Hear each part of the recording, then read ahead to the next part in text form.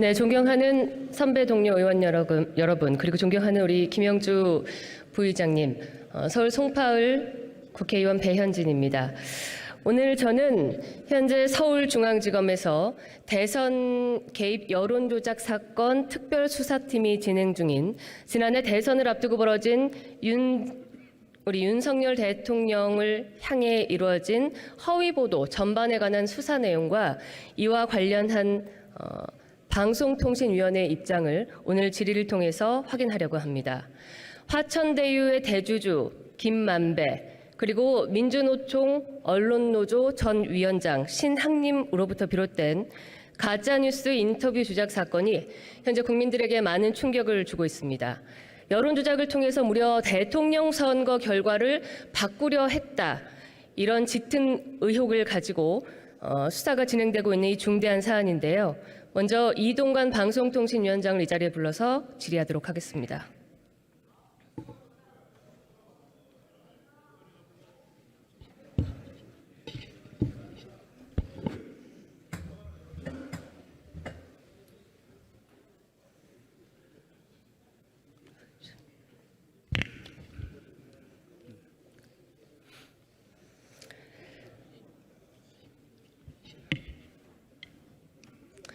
네, 위원장님 먼저 취임을 축하드립니다. 감사합니다. 예.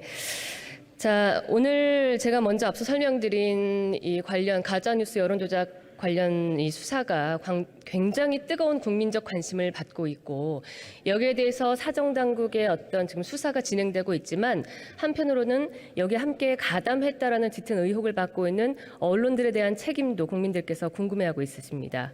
뭐 아시다시피 광우병 괴담, 사드 괴담으로부터 비롯해서 최근에는 이 자리에도 앉아 계신 우리 한동훈 장관을 비롯한 윤석열 대통령과 함께 뭐 어느 모처 술집에서 술을 마셨다 이런 말도 안 되는 거짓말 또 김의겸 의원이 하셨고 사과를 하셨지요.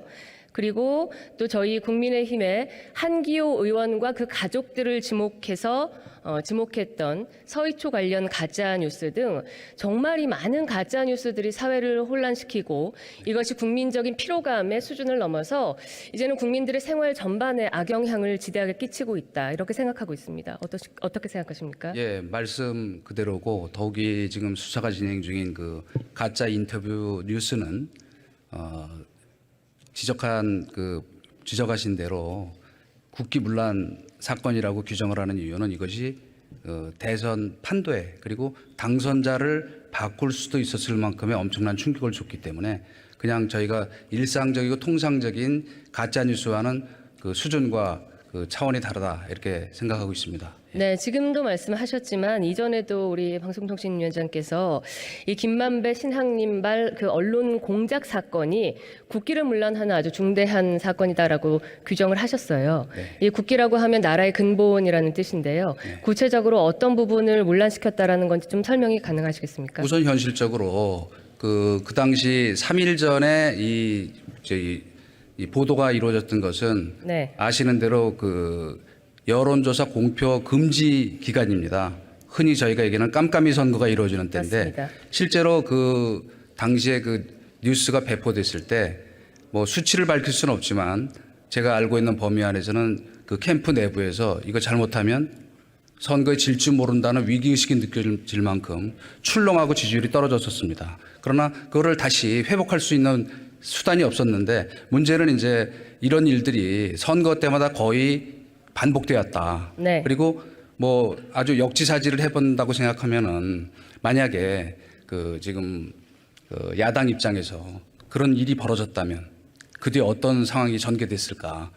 심지어 만약에 그 대선판을 바꿀 수 있는 그런 가짜 뉴스 때문에 선거가 만약에 그 뒤집혔다면 선거 불복 운동이 전국적으로 번졌을 수도 있겠다. 그런 걱정이 들 정도로 사실은 엄청난 충격을 줬기 때문에 그것을 바로 국기문란이다 이렇게 말씀드린 겁니다. 네. 네, 설명을 다시 한번 저도 보태보자면 이 자리에 계신 우리 이동관 방통위원장께서도 기자 생활을 오랫동안 하지 않으셨습니까? 네. 이 자유민주주의 꽃으로 불리는 선거에 보도에 그 많은 언론사들이 임할 때는 정파적인 이익에 오염되지 않으려고 굉장히 주의를 기울입니다. 이 자리에도 언론사 출신의 많은 의원들이 함께 있으신데요. 그래서 우리가 소위 정론이라고 이야기하는 그 언론사들은 몇 달 혹은 그 그러니까 이전 해부터 선거기획단을 발족을 해서 사실 보도에 근거한 선거 방송을 하려고 굉장히 노력을 하죠. 선거 보도를 하려고. 그렇습니다. 예. 그 예전에 어떻게 하셨나요, 선거 보도? 뭐 모든 신문 방송이 그렇게 하고 뭐 주재하시는 바대로 예를 들면 선거 방송 심의위원회 같은 경우는 그 예를 들어서 여야 후보 아니면 그쪽 입장을 반영하는 그 방송 같은 경우에 초수까지 됩니다. 네. 근데 이런 일방적인 뉴스가 거의 그 걸러지지 않고 일방적으로 그 유사 언론에서 시작이 돼서 이른바 공영 언론, 네. 노조가 물론 장악하고 있습니다만 공영 언론을 통해서 그 포탈을 통해서 무한대로 확산되는 이런 구조를 방치해서는 그 민주주의의 아까 꽃이라고 말씀하셨는데 그런 그 근간이라고 할 만한 것을 지켜낼 수 있을까? 그렇다면 네. 이건 반드시 뭔가 근절을 방안이 필요하다 이렇게 생각하고 있습니다. 지금 초수까지 재서 방송을 한다 이렇게 얘기를 하셨습니다. 맞습니다. 저도 선거 방송에 여러 차례 임해봤지만은 의상 색깔 그다음에 단어 하나까지 아주 신중하게 저희가 생각을 합니다. 그렇다면 다시 한번 그 기자이실 때 좀 기억을 더듬도록 제가 말씀을 드릴게요. 선거 사흘 전에 그것도 선거의 굉장한 핵심이 되는 그 9월 초에 대장동 관련 뉴스가 터졌습니다. 이 선거판을 뒤흔들 수 있는 뉴스가 굉장히 시끌시끌하게 전국을 만들고 있는 이 와중에 사흘 전에 그와 정반대되는 뉴스가 쏟아져 나왔다. 어디에서 시작됐다 하면은 사실은 그 언론인의 입장에서 여기서 가장 먼저 판단해야 되는 것은 무엇입니까? 정상적인 언론의 어떤 내부 그 뭐 저희가 흔히 그 게이트키핑이라고 얘기를 합니다만은 팩트 체크는 물론이고 네. 게이트키핑 기능이 작동한다면 그런 기사는 나올 수가 없죠. 어떻게 확인되지 않은 그런 그 일방적인 얘기가 그렇게 대량으로 유포될 수 있을까 하는 거는. 근데 한편으로 언론에서는 속보 단독 경쟁 굉장히 심하지 않습니까? 물론 이게 주말을 앞두고 나온 보도이긴 하지만 뉴스이긴 하지만 이런 경우 마음이 언론사 입장에서 굉장히 다급할 텐데요. 팩트 체크를 어떤 과정으로 주로 하게 될까요? 우선은 제일 중요한 것은 저희가 항상 어떤 그 수사도 마찬가지지만 기사도 이런 기사가 나왔을 때 이게 누구한테 유리할까 하는 거를 먼저 생각하지 않을 수 없습니다. 왜냐?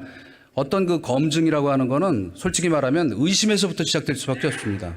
일단은 의심해야 되거든요. 이건 진실일까? 이게 어디까지 사실일까? 그러면 그 검증을 하기 위해서 과연 팩트는 어디까지 사실일까를 거쳐서 더구나 저는 그 아주 확신이 가는 이거는 정말로 100% 확실한 팩트다라는 확신이 든다면은 그래도 한 번 더 생각하는 것이 3일 전이라면 이 보도가 미친 충격을 생각하면 있을까요? 보도를 그 확인 과정을 한동 주말 이틀을 참을 수 있을까요? 그것이 정상적 언론이죠. 그게 정상적 언론. 제가 만약에 뉴스 편집 책임자였다면 못 나가게 했을 것입니다. 네. 이 대통령 선거는 우리 국가의 지도자를 뽑는 아주 중대한 선거입니다. 이렇게 중요한 일에 단 사흘 전에 그 중대한 영향을 모두가 알 텐데 신중을 기회도 모자랄 판에 인터넷 매체입니다. 뉴스타파라는 그 신뢰성이 담보되지 않은 매체에서 쏟아져 나온 뉴스를 현재 민주당의 당대표이신 우리 이재명 당시 후보가 30여 분 만에 불과 그 자신의 SNS에 게재를 했고 이것을 무비판적으로 그대로 쏟아내서 보도한 거의 추격 보도하듯이 했습니다. 이러한 언론의 모습은 방통위원장으로서 어떻게 평가하시겠습니까? 정상적인 모습이라기보다는 언론의 본령에서 일탈했다라고 제가 말씀드렸는데 네. 그 이유가 바로 아까 제가 설명드린 것처럼 지금 이 정상적이라면 그래도 그런 쏟아내는 식의 보도, 경마식의 추격 보도를 할 수가 없었을 것이다. 그리고 결론부터 말씀드리면 만약 이 같은 사태가 외국 선진국에서 벌어졌으면 지금쯤 벌써 예를 들어서 BBC 같은 경우에는 그런 사례가 많았습니다. 여러 번 있었습니다만은 경영진이 총사퇴하는 사태가 이미 경영진이 사퇴할 정도의 그런 정도의 책임을 묻는 상황이 벌어졌을 것이다. 근데 제대로 지금 보면 그 사과조차도 안 했다는 거는 이거는 조금 좀 그 시스템에 문제가 있지 않나 그런 생각이 듭니다. 네, 이 모든 일에는 이제 목적이 있다고들 생각을 하실 겁니다. 그래서 지금 검찰을 비롯해서 저희 국민의힘 그리고 대통령실이 의심하고 있는 대로 언론 공작, 그러니까 언론을 통한 공작으로 대선의 결과를 바꾸려 했다. 이게 만약에 사실로 밝혀지면 언론들도 책임을 면할 수는 없을 것 같습니다. 그렇게 생각하시죠? 물론이죠. 그리고 만약에 뭐 지금 거론되고 있는 것처럼 그 지금 거대한 뭔가 선거 조작 카르텔이 작동했다 이런 의심이 지금 확산되고 있고 뭐 수사를 하고 있으니까 결과를 봐야겠습니다만 만약에 그 언론 조작으로 이익을 얻으려는 정치 세력이 있었고 그것에 사주가 있었고 또 그거를 실행하는 이런 단계적 그 메커니즘이 그 입증이 된다면 저는 그 모두 다 그 처벌을 받아야 한다. 그거는 재발 방지를 위해서 그리고 그거는 여야의 문제가 아니고 네. 이거는 앞으로 여야의 문제가 아니라는 것은 언젠가는 누구도 다 피해자가 될 수 있기 때문에 말씀드리는 겁니다. 예. 지금 이제 저희가 여러 보도를 통해서도 말씀드리지만 이 사건이 전 한국일보 기자인 화천대유 대주주 김만배와 민주노총 언론노조의 전 위원장인 뉴스타파의 신학님 이 두 사람 간에 이뤄진 일로 마치 국한시키려는 그런 모습들도 있어 보입니다. 네. 그러나 제가 오늘 방통위원장을 모시고 지금 언론에 관해서 이야기하는 것은 모르고 했든 알고 했든 지금 JTBC는 이미 한 차례 사과를 했고요. 그 외에도 많은 언론들이 본인들의 자사 보도를 검토하면서 사과 방송과 보도를 게재하고 있습니다. 이런 와중에서 언론들이 지금 이게 알고 했든 모르고 했든 가담을 했다라는 것은 인정하고 있는 분위기 아닙니까? 저는 이게 모르고 가담했다는 거는 그 책임 회피가 될 수 없다고 생각합니다. 네, 그 점을 물어보려고 한 겁니다. 만약에 모르고 가담했다, 그러면 언론에게 면피가 될 수 있을까요? 아니, 예를 들면 아주 단순하게 그 설명을 드려서 그 손에 흉기를 들고 있다가 그냥 장난으로 찔렀는데 사람이 죽을 뻔했다 그러면 그 면피가 되나요? 네, 오보라고 면책이 주장하시는 되나요? 분들이 있어요. 예. 자, 방통위원장님, 예. 오보와 공작을 기도하는 우리 가짜뉴스, 지금 이 시점에 이 사건을 두고 볼 때 저희가 어떻게 구별해야 할까요? 지금이라면 적어도 빠른 시간 내에 진상 규명을 자체적으로 해서 네. 필요한 책임지는 그 자세를 보이는 게 그 정상적 언론의 모습이라고 생각하고요. 그런 의미에서 보면은 아직 제대로 진상 규명은 자체 내부적인 그 팩트 체크는 고사하고 이 사과도 하지 않고 있는 제대로 그런 언론은 그건 언론의 제 모습이 아니라고 생각합니다. 일그러진 한국 언론의 모습이라고 생각합니다. 저도 한때 언론인이었지만 이러한 사건이 불거져서 국민적 실망감을 불러온다면 언론의 자존감을 지키기 위해서라도 스스로들 빨리 그 사실을 확인하고 말씀하신 대로 사과를 하거나 재발 방지의 약속을 다해야 한다고 생각합니다. 과거 김대엽 병풍 공작 그리고 드루킹 댓글 공작 그리고 이른바 이번에 김만배 신앙님발 여론 공작 사건까지 저희가 이게 처음 보는 모습이 아니라 대선 때만 되면 아주 못된 습관처럼 선거 공작이 반복돼 왔습니다. 자, 김대엽 공작 뒤에 노무현 정권이 탄생을 했고요. 그리고 드루킹 공작 뒤에는 문재인 정권이 탄생을 했습니다. 결과적으로 여기에 가담했던 분들은 나중에 사법적으로 그 죄를 모두 확인받고 이 자리에도 계시지만 형사처벌을 받기도 했습니다. 그러나 한편에서는 이러한 사법처벌조차 너무 솜방망이다라는 이야기들이 나오면서 다시는 이런 선거 공작, 선거 방해 기도가 발붙이지 못하게 해야 되기 때문에 일벌백계 해야 한다. 아주 중죄로 다스려야 한다라는 주장이 나오는데요. 언론 또한 이런 고민의 시점에 스스로 좀 나서야 하는 거 아닌가 싶습니다. 언론이 그 정치 공작의 통로로 악용되고 특별히 여기에 적극적으로 가담한 목적성이 합리적으로 뚜렷하게 의심되는 그런 행태를 근절하는 어떤 조치가 필요하다고 생각하십니까? 예, 그래서 지난번에 그 원 스트라이크 아웃이라는 말씀을 드렸던 것은 그 상징적인 의미도 있지만은 이를테면 저 김만배 씨가 얘기했다는 그 말에 중요한 전 답이 있다고 생각하는데 대선 이기면 그만이다. 이런 식의 그 말하자면 아니면 말고식으로 폭로하고 그 뒤에 다시 아무 책임도 지지 않는 그런 상황은 있어서는 안 된다. 반드시 이런 상황이 재발되지 않도록 제도적인 이 보안 입법이 됐건 또 지금 현행 제도 속에서 단속하고 규제할 수 있는 방안을 찾던 마련을 해야 된다 이렇게 생각합니다. 예. 네, 그 원 스트라이크 아웃 제도 말씀하셨는데요. 그 전에 이제 김만배 씨가 지금 하신 말씀한 부분, 이게 다 이제 이미 다 언론을 통해 공개돼 있는 내용이죠. 형 광야로 가겠다. 먼 순간 어느 시점이 되면 아니라고 하면 그만이다라는 취지의 말을 했다라는 것은 이미 뭐 널리 언론을 통해 알려져 있습니다. 자, 위원장께서 저희가 법에 보장된 언론의 자유, 여기에 대해서 한 번만 설명을 해 주시겠습니까? 예, 언론 자유는 진짜로 소중한 자유민주주의 헌정 질서 속에서 지켜야 할 가치고, 그건 저도 100% 지키기 위한 수호자 역할을 하겠습니다. 그러나 책임을 지지 않는 언론은 책임을 지지 않고 아니면 말고 식으로 보도하고 나중에 책임지지 않는 언론은 그거는 사회적 공기가 아니고 흉기입니다. 우리 법에는 언론의 자유도 보장하지만 언론의 책임도 분명히 규정하고 있죠. 당연하죠. 예. 이런 의미를 망각하고 저는 이것을 언론의 방종이라고 규정했습니다.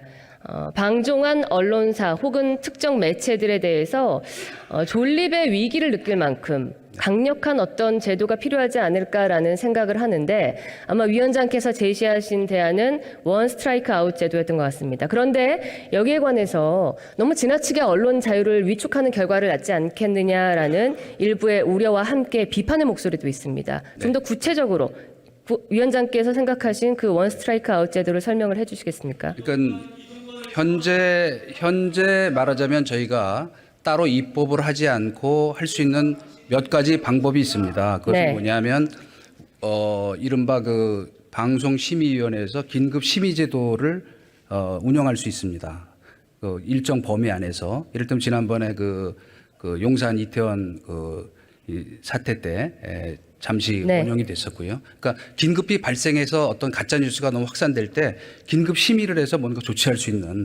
근데 그거는 조금 더 보안 입법이 좀 필요하고요. 그다음에 더 중요한 것 중에 하나는 뭐냐면 말씀하신 대로 문제가 생기면 반드시 책임지도록 하는. 네. 근데 지금까지 솔직히 말하면 방송사 재허가 제도라는 것도 문제가 방만 경영, 부실 경영, 편파 보도 수많은 문제가 생겨도 3년의 조건부 재허가 이런 식의 운영을 했는데 그런 것부터 근본적으로 다시 재검토를 해서 정말 공영 방송으로서 존립 가치가 없는 아니면 큰 이런 이 국기를 흔드는 이 악의적인 사고를 일으키는 경우라면 뭔가 아까 말씀하신 대로 존폐 자체를 다시 한번 재검토해보는 근원적으로 물론 그러나 아까 전에도 제가 말씀드린 것처럼 일반 민영 방송이나 이런 것들은 괜히 불필요한 규제로 옥죄일 필요는 없다고 생각합니다. 그래서 책임져야 할 일은 철저히 책임지게 하고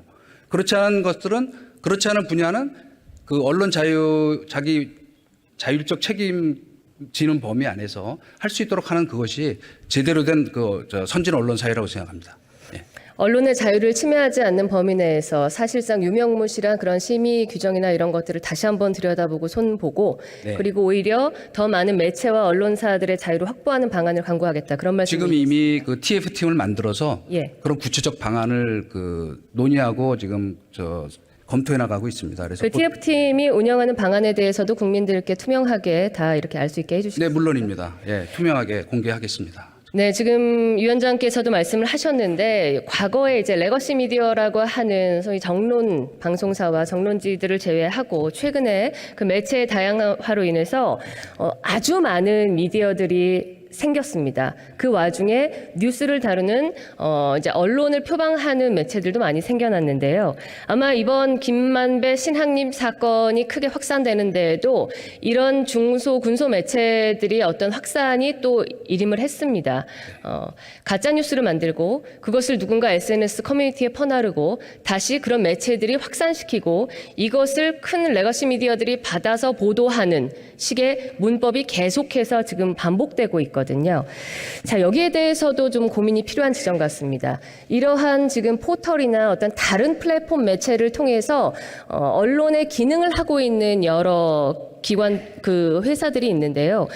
이건 어떻게 우리가 언론사의 자유를 보장하면서 관리할 수 있을까요? 사실은 그 부분은 우리 국회에서 도와주셔야 될 부분이기도 한데 일부 보안 입법이 꼭 필요한 것은 지금 이른바 인터넷 언론, 뭐 예를 들면 유튜브, 그다음에 뭐 레거시 미디어는 당연히 이제 언론중재위원회에서 이제 심의를 합니다만은 그런 그 심의 규제가 다 이렇게 나뉘어져 있습니다. 흩어져 있고 그러다 보니까 그 애매한 사각지대에서 이른바 유사 언론이라고 하는 곳이 이제 벌이는 일들이 이렇게 크게 확산될 수 있기 때문에 우선 그 부분은 보안 입법을 하더라도 지금 제일 큰 문제 중에 당장 시급한 일 중에 하나가 지금 네이버의 알고리즘 조사를 그 방통위에서 하고 있습니다만은 이 포탈이 무한대로 이런 가짜 뉴스를 그 퍼나르는 수단으로 작동하고 있으면서 전혀 지금 책임은 안 지고 있습니다. 그러나 선진국 어디도 그런 일은 없습니다. 그렇기 때문에 우선은 그 부분부터 먼저 좀 규율하기 위한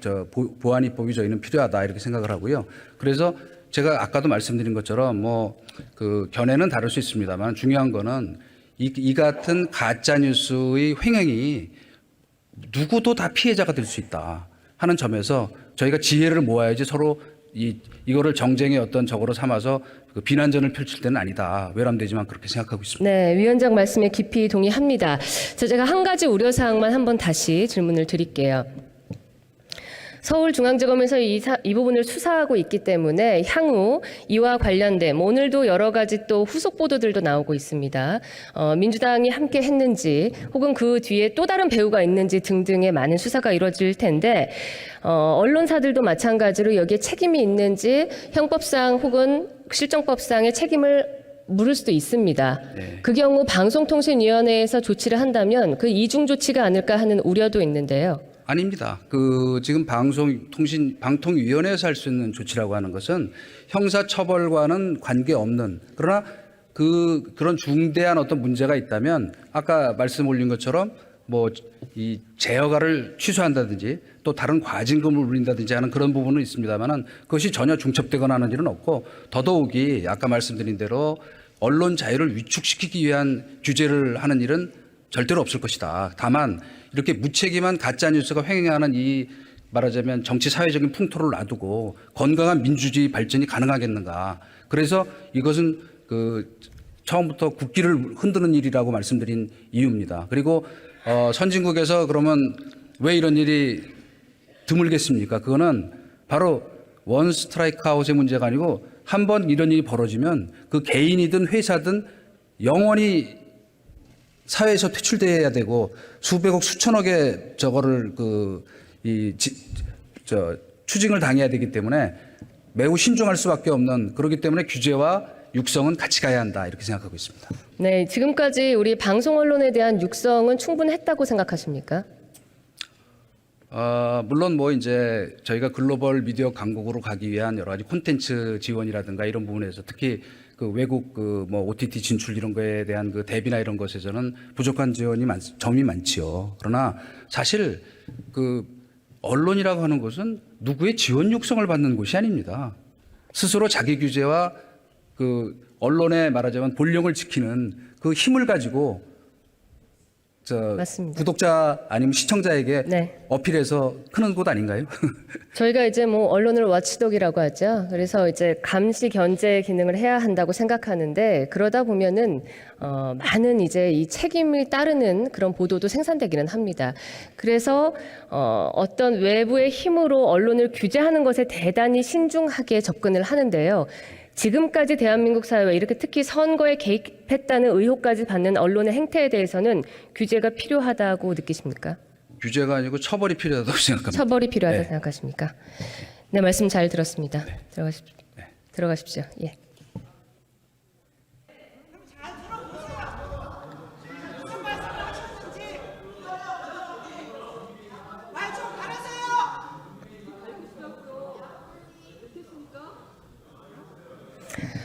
네. 이번 화천대유 대주주 김만배 그리고 민주노총 전 언론노조 위원장 신학님이 벌인 이번 사건은 국민이 코웃음을 치는 수준을 떠나서 언론을 통해 공작하는 이 사안이 전체 대한민국의 운명을 좌우할 수 있겠다라는 굉장한 위기감을 느끼게 한 장면이었습니다. 언론의 자유를 위축시키게 하는 것은 여기서 오늘 제가 대화를 하는 방통위원장이나 그리고 대한민국 정부 그리고 이 자리에 모두 계신 우리 국회의원들 모두께서도 절대로 바라지 않는 일일 겁니다. 그래서 우리는 항상 언론이 외부의 힘이 아니라 스스로 자정해야 한다고 요청해왔고 그것을 바라고 있습니다. 여러분들께서 말씀하시다시피 가짜뉴스는 국론을 분열시키고 또 사회적 불신을 조장하는 반사회적, 반국가적 그리고 반지성적 악성범죄입니다. 우리 시대에서는 절대로 있어서는 안 되고 이와 같은 일이 두 번 다시는 재발하지 않아야 하는 크나큰 사회적 비용 손실을 초래하는 그런 일이라고 생각합니다. 그래서 본 의원은 이번 사건을 여기 계신 모든 위원들께서도 함께 중대하게 생각해 주시고 앞으로 사회 중대 범죄로 이것을 인식하고 우리가 절대 대한민국 사회에 박지 못하도록 함께 손을 잡아야 한다라는 제안을 드리고 싶습니다. 그리고 언론의 자유를 빙자해서 자유민주주의와 헌정 질서를 파괴에 유린하고 특정의 정치적 목적에 부합하기 위해서 맹종하는 일부 언론을 빙자한 공작 세력을 뿌리 뽑아야 합니다. 그래야만 열심히 취재하고 열심히 노력하는 깨끗한 정론의 힘도 살아나는 것이라 생각합니다. 언론사에 계신 많은 종사자들과 언론인 여러분들께도 다시 한번 요청과 당부의 말씀을 드립니다. 제가 지금 드린 말씀이 언론의 진정한 자유를 찾아내는 길이고 언론의 자존심을 지키는 일이 될 것입니다. 감사합니다.